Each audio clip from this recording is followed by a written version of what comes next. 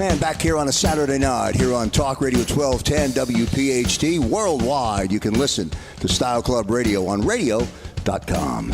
All right, everyone. Just another reminder to follow us at Style Club Radio on Instagram, Facebook, and YouTube. We'll be having some really cool behind-the-scenes tips on IGTV this week, so you don't want to miss out. Awesome. Thanks, Michelle. And guys, remember, if you're not on social media following us, you're wasting your time in life.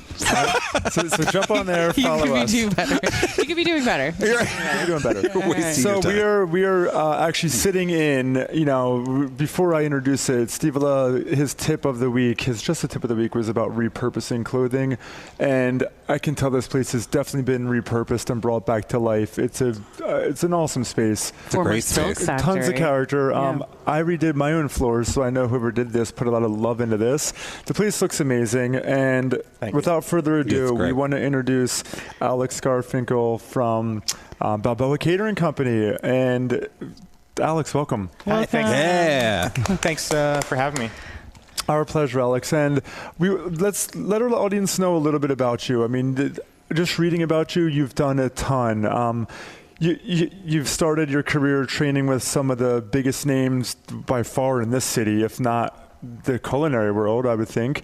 And you've grown and you've done a lot, and now you have this beautiful space. So tell us a little bit about you and your background. Let our listeners know who you are. Yeah. Sure.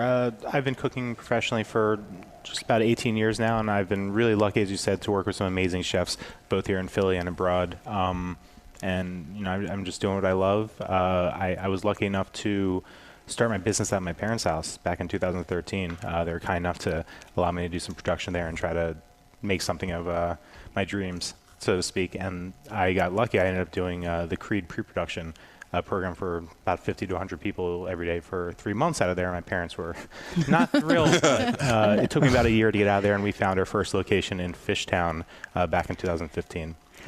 So we were there doing 20-person intimate dining dinners, communal-style supper clubs a few times a month. Illegally, I can say that now because I no longer have to deal with those the legal issues with the city, but we did that for a while. And about 8 months ago, I met a artist, Stephen Earl Weber, who just did a dinner with us. And he said they're looking for potentially a caterer to come out and take over this silk factory that had been unused for a long time, an exciting project out in the Frankfurt neighborhood. And we came out and we talked, and 8 months later, we're here today with a brand new dining room. We're very excited, very proud of all the hard work that went into it. Amazing. Well, Amazing. That's exciting. Like, how did you get selected without kind of having a traditional business space to do the catering for the Creed movie? Social media. Facebook is just incredible for getting Oh, yeah. For getting jobs, getting bids, recommendations. Someone said they're looking for local caterers for the Creed pre-production, and someone I knew, I forget who, put my name in the running, and I aggressively chased it, and I think I bid out against 6 or 7 other caterers over the first week, and they unanimously voted me in, and that was the start of bigger and better things. I love the name, too, Balboa, ode to your start, right? Yeah, actually, we have a picture floating around somewhere that one of our clients drew in pencil of Rocky Balboa on the steps that we had hanging up in the space. So I like the little subtle connections there. I think there's a few others floating around the space somewhere. A little side note, I actually happened to do the producer of the movie's hair while he was in Philadelphia. Became friends. Michelle and I became friends with him and his wife. They were amazing. They brought us on set the one night. So I feel like I'm definitely going to let him know this. I think that he's from awesome. New Jersey. He has ties to the area. Even though he lives in LA, yeah. Yeah, like he lives in LA. But I mean, the fact that you named it, that's just cool. Like you catered for the movie Creed and then named it Balboa. And I mean, what Philadelphian wouldn't love that? It's awesome, right? It's definitely the right name for the right city in this case. Yeah. So some of the notable chefs that you've worked with, I feel like we glossed over it, but being foodie people, they're very, very well-known names, if you want to. Yeah, absolutely. I worked at Le Bec Fin when Pierre Carmels was finishing out his tenure there, and George was, he was in and out depending on the week, so definitely learned a lot there. I spent some time at La Croix, Morimoto. I was lucky enough to, I think my first job was at Amada. I was walking along the streets handing out resumes, and Jose and his 3 chefs, Chad, Artie, and Tim Spinner, Artie Cavalier, and and Chad, who's the current chef of Friday, Saturday, and Sunday. I Tim love that Spinner is place. La Calaca Feliz chain, and then Artie Cavalier has in Riva in Manioc. So all successful chefs now, but they're all in the basement, young chefs. They just got back from working in Spain at some Michelin star spots, and Jose was testing food, and they said, they'll give you a job if you come work for free for the next few weeks. I happily jumped on board, and that was, I think, the beginning of really where I found my passion for food, because I don't think I was truly inspired until I met those chefs who were just brimming with excitement, passion, and love for food, and it really rubbed off. It actually was one of the main influences why I found myself in Spain compared to other countries when I went traveling. Wow. Okay, I have a question, because we kind of also like glossed over that. We're so excited because we have so many questions, but it's also, this place is amazing, and we got to taste some food, which was also incredible. We'll get into that. But I know you said here in this new space you're going to do private events, cooking classes, and a supper club. Is that right? Yeah, there's going to be a supper club that we're going to host once a month, open to anyone. Different themes, different collaborators, different really talented chefs, or for example, a wine dinner, cheese dinner, and then we're bringing back our Night of Awe, which is a partnering with my cousin Adam Elbaum, who is an incredibly talented magician and entrepreneur. And we were doing magic in between courses last year for a series we called Night of Awe. So we're going to bring that back bigger and better than ever for a few times this year. And then we'll do 60 seated, 80 standing for cocktails, and book privately as well. Wow. Is that in this right here where we Yep, are? right here, right in this space. Yeah. We are just starting to do events now, and we have a really exciting series to launch the public Supper Club series off, but it's actually off-site to start off. So we partner with Shambles and Head House Square this year to do a 5-dinner series across 5 months starting the end of May. Each again partnering with all the local vendors under Head House Square. Each dinner has a different restaurant collaborator, alcohol sponsor, and live music act. So it should be a lot of fun. I mean, you have That a ton sounds going great. on. Yeah, For sure. And I thought we were busy. Jeez. Right. With the cooking classes, how do people find out about these if they're interested? Are they to open to the public? People sign up for them, or? So the cooking classes we don't actively promote anymore, though if we have a client that requests it, we're happy to do it. We do custom classes designed for the group. So, for example, we're doing something for Penn coming up where they want a competitive, interactive cooking class for about 20 people here. So we decided to do the art of plating for them, where they're going to get to use dozens of different ingredients and salad ingredients and dressings and sauces, and each team will get to create their own plate, and then they're going to vote who has the best one. So that's what we came up for that group. Nice. So, with everything that you've done, and just things that you've told us, I've noticed that you're down to individual cooking up to catering, all this in between. What is it that inspires you the most? What is it that you get out of doing this?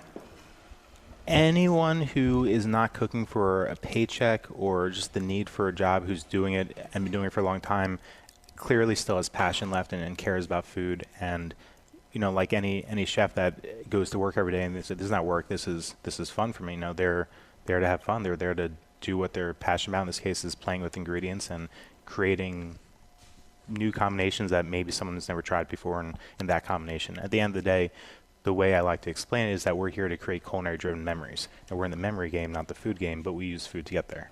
Wow, I like that. Right? Yeah, that's amazing. I mean, it really is. It's like you could look at food so simply, or you can look at food as it's. I mean, it can build relationships with people. I mean, food is so powerful. It really does have such a great power. One thing to throw on there: so you go out to a restaurant. You're dining with the people you go with. You have a private table, and you're not meeting anyone new. What we've been doing from the start with the Prefix experience, and especially the supper clubs, is you're there. You're going to meet new people. You're sitting at a table, and it's not family style dining, but you're eating family style, and so it's really a different way. It's an alternative way to eat. So you're using food as a what's the word I'm looking for? A vessel, maybe. Yes, a vessel, right? To really build relationships. Mm-hmm. Absolutely. That's great. Now, also, one question that I had for you, and this is, if you know anything about me, I am literally the worst cook on the planet. It's horrible how bad. Amateur would actually be like a compliment if you call me amateur. I have nothing. So what is the easiest thing to make? Well, first off, if you're cooking it all for yourself, you're miles ahead of a lot of people. So that's all right. That's a good start. Good. So Are you cooking for yourself? Sometimes. Michelle, shake your head. No, I just like from a simple perspective. Just I feel like if you're listening to this, I mean, you're at such a level of like expertise. I mean, the stuff you just made was just freaking incredible. Amazing. But what's something that you just think is like, oh my gosh, this is so easy, and I don't even want to make this. And what's something that every time you make, you're like, wow, this is difficult. You know, I have a really quick answer for that because there's one thing that I've been doing ever since I learned it from one of my earlier chefs is a Mediterranean flavored quinoa salad. The quinoa can be replaced with Israeli couscous or other grains, but the quinoa allows it to be gluten-free, so we use it a lot for catering services. And then it's just chock filled with tons of raw vegetables and tons of herbs, and then hit with a bright citrus vinaigrette. It's very herbaceous, very bright, very healthy, great texture, great flavors, and people, across the board respond well to it. So it's something that we do again and again. Yeah. Slight variations, but we don't deviate too far from what I've been doing for 5-6 years now. Well, I have a question. I was stalking you and your wife, and you guys want to create like a farmette, and then Steve eventually. has been talking about this word farmette. I think my PR team came up with that, and he was very proud of himself. We didn't stop him. Okay. So, but what would that be, or what's the term that you would use, and so the listeners can understand what that is? I'll describe it. Farmette isn't too bad, actually. It's interesting. Trying to find ways to describe things in a new way or a novel way is a constant challenge for the whole PR industry. But I think Farmette's not too bad. So what we have here is we were blessed with about an acre of undeveloped land right adjacent to the building with amazing exposure and sunlight. And the owner of the building, the Papa John brothers, had no current plans for the space. They could develop it. I'm sure they can make more money, but I pitched at the very beginning, let's try to figure out how to turn this into a farmette. Let's try to figure out how to monetize it, make sure it pays for itself, and it can be not just a source of food for the restaurant, but more importantly, it's going to be a way to reach out to the community, which is part of one of the pillars of my company. Outside trying to be sustainable, trying to create a positive work environment and do positive things with food, we also try to be a positive influence on both our industry and community. So you'll basically have the food for the restaurant, but you also sell the produce? More so than that, there's a model in Cleveland that I saw that was just brilliant, and there was produce for 5 cents for this, 20 cents for a bag of onions. I'm like, how does this work? How is it subsidized? It has to be through the government. And I did some research, and I talked to the people, and said, no, it's through a church, and everything's donated, and you don't need any sort of cards or food stamps to get the food. You just have to be part of the neighborhood.